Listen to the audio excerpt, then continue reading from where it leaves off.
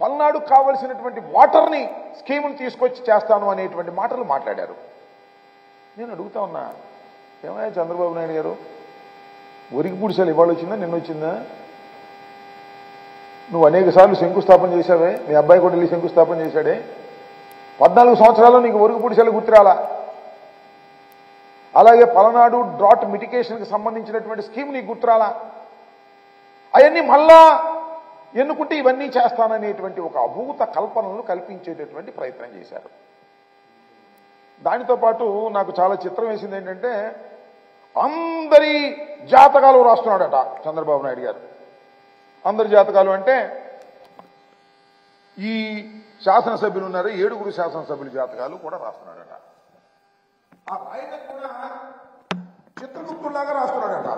నాకు అర్థం కాల. ఈ చిత్రాలు రాస్తాడు, వాళ్ళ అబ్బాయి ఏమో రెడ్డి పుస్తకం రాస్తాడు. ఏం చేసుకుంటారా ఈ పుస్తకాలు రాసి మీరేమన్నా అధికారంలోకి వచ్చేవాళ్ళ?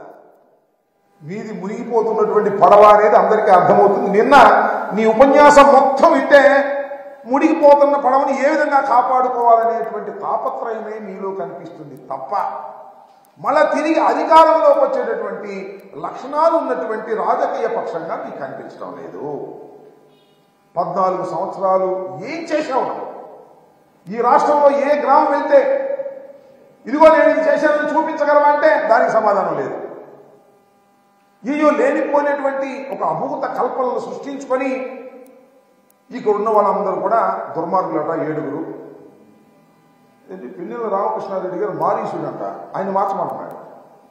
ఆయన మార్చు దమ్ముంటే అన్నాడు.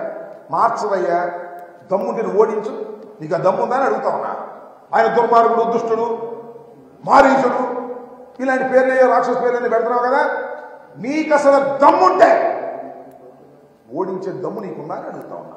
భయపడుతున్నావు. పిన్నెల రామకృష్ణారెడ్డి గారు అంటేనే భయపడేటటువంటి పరిస్థితి. ఎందుకంటే ఇంతవరకు ఓటమి ఎరుగనటువంటి వ్యక్తి. ఆయన గురించి అవాకులు చవాకులు మాట్లాడుతున్నావు. కాసు మహేష్ గురించి మాట్లాడుతున్నావు. కాసు మహేష్ ఇవాళ కొత్తగా రాజకీయాల్లోకి వచ్చినటువంటి వ్యక్తి కాదని మనం చేస్తున్నాం. వారి కుటుంబం, వారి తాతగారు, వాళ్ళ నాన్నగారు ఈ రాష్ట్రంలో అనేకమైనటువంటి పదవులను నిర్వహించి రాష్ట్రానికి మేలు చేసినటువంటి వ్యక్తులు. మరి ఆయన మీద ఓడిపోయిన గురించి చెప్పలేమని నువ్వు? మా ఊళ్ళైతే పగలు తీసి పారేస్తారు. 5 సంవత్సరాలు ఇంత బ్రహ్మాండం చేశాను ఒక మాట చెప్పు. రజనీ గారి గురించి చెప్పావు, రజనీ గారి మీద ఓడిపోయిన ఆయన గురించి చెప్పు. లేదు శంకరరావు గారి గురించి, ఇసుక గురించి శంకరరావు గారి గురించి మాట్లాడావు, శంకరరావు గారి మీద ఓడిపోయిన ఆయన గురించి చెప్పు. వీళ్ళేం పగలు తీశారు? 5 సంవత్సరాల పరిపాలనలో ఏం చేశారు ఒకసారి గుర్తించుకోమని మనం చేస్తున్నా.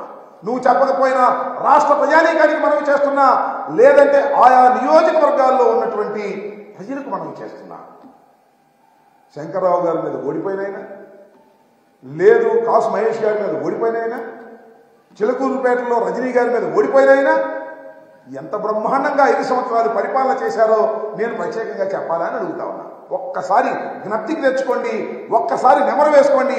ఎంత దుర్మార్గమైనటువంటి పరిపాలన చేశారో అందుకే చిట్టుగా అడుగుతారు.